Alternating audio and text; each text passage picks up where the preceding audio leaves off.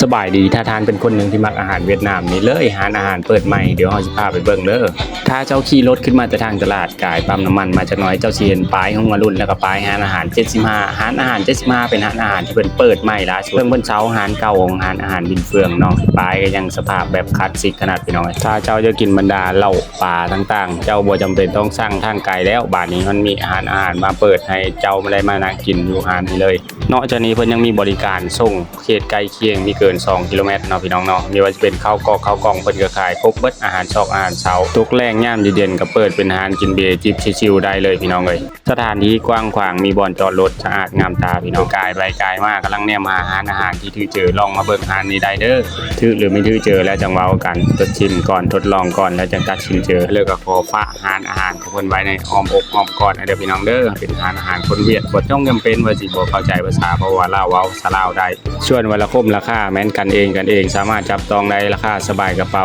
กินอิ่มกินเลอพี่น้องเอ้ยสำหรับเพิ่นที่มักตื่นเด็กลูกสาวหานี้จะตอบโจทย์เนาะเพราะว่าเพิ่นเปิดแต่เช้ากินข้าวเช้าทันเวลาไปก็ไปการแน่นอนและก็สำหรับเพิ่นที่แนมหาอาหารกินดื่มกับอาหารนี้ก็ตอบโจทย์อีกคือเก่าเนาะพี่น้องเนาะเพราะว่ากลางคืนมาเพิ่นสิจัดเป็นอาหารกินดื่มนะพี่น้องติดแคมทางใหญ่เด้อกายปั๊มน้ำมันมาจากน้อยหรือว่าใกล้ๆข้างๆเดียวกับหงอรุณขนส่งด่วนเลยพี่น้องเด้อขอขอบเจอทุกๆคนฝากกดไลค์กดติดตามนะเด้อตอนหน้าเดี๋ยวเฮาสิมาถ่ายรีวิวไปเลยเบิ่งอีกทานจะได้หูทันขอขอบเจอ